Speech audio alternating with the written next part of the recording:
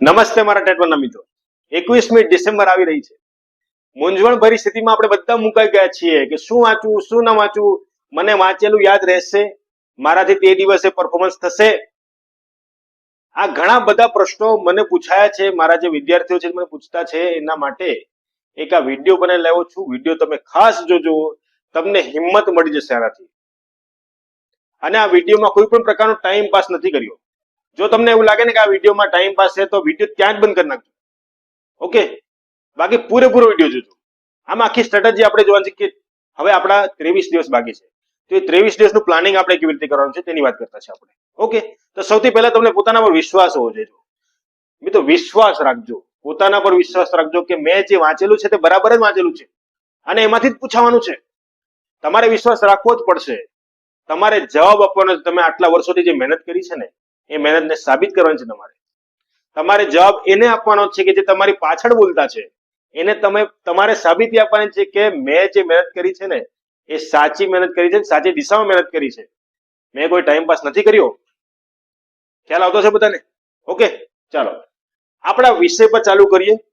આપણી પાસે 5 વિષય છે. શૈક્ષણિક મનોવિજ્ઞાન એટલે બાળ વિકાસ સિદ્ધાંતની વાત ચાલતી છે. ગુજરાતી, અંગ્રેજી, ગણિત, પર્યાવરણ, જે જીકે છે. 5 ટોપિક આપણે વાંચવાના છે. જો તમે એમ વિચારતા હોય કે 5 માંથી એક ટોપિક આપણે કાઢી નાખીએ અને હું મેરિટમાં આવી જઈશ, જો તમે પાસ થઈ જશો, મેરિટમાં નહીં આવશો.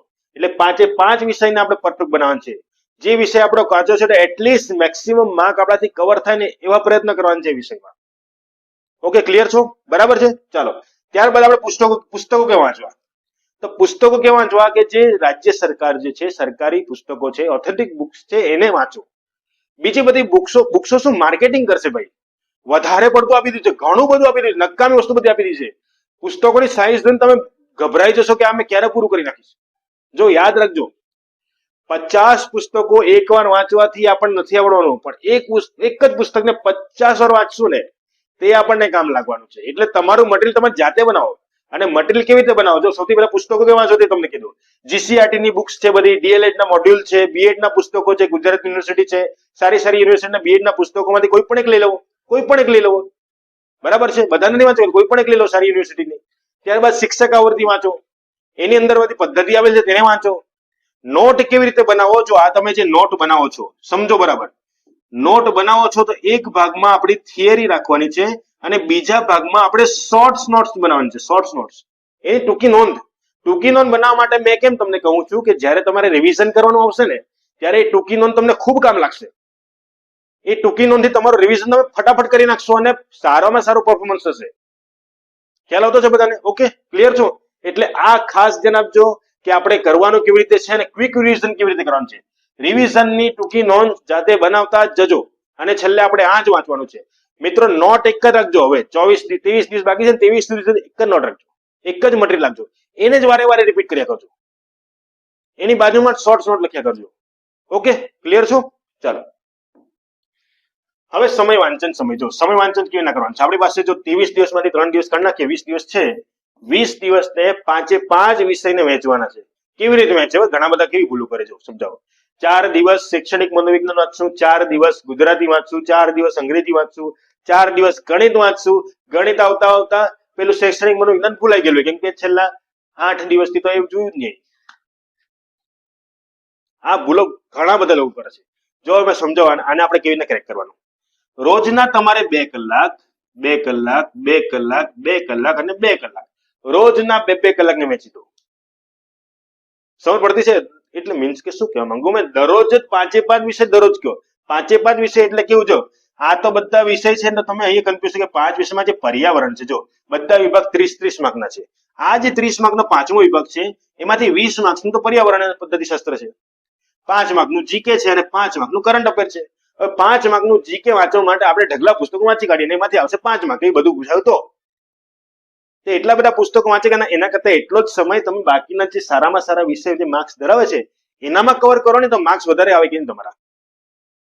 ઓકે, એટલે રોજ વાંચન કરો. દાખલા તરીકે આજે શૈક્ષણિક મનોવિજ્ઞાનમાં મેં એક ટોપિક બતાવ્યો અધ્યયન વિકાસ. બરાબર, 2 કલાકમાં અધ્યયન વિકાસ વાંચી કાઢે ને એમસીક્યુ બરાબર જોઈ લીધા. ત્યારબાદ ગુજરાતીમાં મેં છંદ કર્યું. ત્યારબાદ અંગ્રેજીમાં મેં ટેન્સ કર્યા. ગણિતમાં મેં નફો ખોટ કર્યો. પર્યાવરણની સંકલ્પના કરી. હવે બીજા દિવસે શું કરવાનું?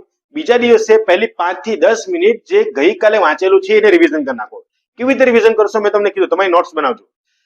એક થિયરી ને સાથે બાજુમાં ટૂંકી નોંધ. એ ટૂંકી નોંધ વાંચજો એટલે તમારી થિયરી વંચાઈ ગઈ. એટલે તમે પાયો બનાવ્યો પહેલા દિવસે, એના પર બીજા દિવસે એના ઉપર બીજી બિલ્ડિંગ બનાવી, એના પર ત્રીજા દિવસે ત્રીજી બિલ્ડિંગ બનાવશો, ચોથો માળ બનાવવાનો, પાંચમો માળ બનાવવાનો, એમ જે તમારો આખી બિલ્ડિંગ ઉભી થવાની ને પરફેક્ટ ઉભી થશે ભાઈ. બધું રોજનું વંચાઈ જશે. તમે એક અલગ જ વિશ્વાસથી પરીક્ષામાં જશો કે મને બધું આવડતું છે, બધું આવડતું છે. સમજ પડતી છે? એટલે આ સ્ટ્રેટેજી અપનાવજો. એટલે લગભગ 10 કલાકનું વાંચન જેવું થવાનું. અને વાંચતી વખતે સ્ટોપ વોચ લઈને બેસવાનું. સ્ટોપ વાંચો એટલે સ્ટોપ વોચ ચાલુ કરવાનું. તમે બંધ કરો વાંચો એટલે સ્ટોપ વોચ બંધ કરો, પછી સમય નોંધો કે હા મારા આટલા કલાક વંચાયું છે. ઘણી વાર શું થાય, આપણે 10 થી 5 વાગ્યા સુધી વાંચો બેસે, 10 થી 5 વાંચ્યું છે, 10 થી 5 વાંચ્યું છે. 10 થી 5 વાંચવામાં વચ્ચે 1 કલાક 2 કલાક 3 કલાક થવાની ક્યાં જતા રહેલા આપણને ખબર જ નહીં પડે. ઇવન મોબાઈલ પર ફોન પર વાત બી કરાવો વચ્ચે ત્યારે બી સ્ટોપ વચ્ચે બંધ કરી દેવાની. એટલે આ રીતે તમે 10 કલાક પૂરા કરજો. આપણી પાસે 24 કલાક છે. 24 કલાકમાંથી 10 જ કલાક વાંચવાનું છે, પરફેક્ટ વાંચવાનું છે. અને આ 10 કલાક માત્ર 20 દિવસ માટે વાંચવાના છે. 3 દિવસ રિવિઝન કરવાનું છે. જેમ 21મી ડિસેમ્બરે પરીક્ષા પતી જાય ને પછી ઊંઘ્યા કરજો તમે શાંતિથી. નોકરી કરતા રજા મૂકી દીધો, ઊંઘ્યા કરજો શાંતિથી. ઓકે, સમજ પડતી છે શું કહેવા માંગુ તે? આ સ્ટ્રેટેજી આપણે અપનાવવાની છે. અને તમારે આ બધી બુક ખોરવી ના પડે. જો ડીએલએડ ના મોડ્યુલ ક્યાં ખોડવાના અને શિક્ષક ક્યાં ખોડવાના, એના માટે અમે લોકો નવી લેક્ચર સિરીઝ ચાલુ કરતા છે. લેક્ચર સિરીઝ નામ છે 21 ડિસેમ્બર મારો દિવસ. આ લેક્ચર સિરીઝ ચાલુ કરતા છે. જો આના વિડીયો કેવા હશે, જો કોઈ ટાઈમ પાસ નથી કરવાનો. આપણે 10 મિનિટનું કન્ટેન્ટ અને 20 મિનિટની એડવર્ટાઇઝ એવું નથી કરવાનું. આપણે આ જે વિડીયો બનશે રોજના રોજ 2 થી 3 વિડીયો આપણે અપલોડ કરશું. આ સિરીઝના જે વિડીયો બનશે ને એ ઘણા બધા પુસ્તકો અને ઘણી બધી થિયરીને મર્જ કરીને એક શોર્ટ એન્ડ સ્વીટ નોટ્સ તમને બનાવી આપીશું કે જેથી તમે સરળતાથી સમજી શકો અને એ વિષય આખો પૂરો કરી શકો. પ્રયત્ન કરશું અમે આવતા જે 23 દિવસ છે એમાંથી બધા દિવસ આપીને બધા વિષય આપણા કવર થઈ જાય એના માટેના પ્રયત્ન કરશો. વિડીયો ના ગમશે ને તમે 1-2 લેક્ચર જો ના ગમશે ને મૂકી દેજો, પછી ખોટો ટાઈમ પાસ નહીં કરતા, તમે વાંચવાનું ધ્યાન આપજો. પણ એકવાર પ્રયત્ન કરજો, એકવાર જોજો, તમે સમજો, તમને મજા આવશે, તમને આવડવું લાગશે. ઓકે, તો આવતીકાલથી આપણે આ સિરીઝ આપણે ચાલુ જ કરી નાખશું.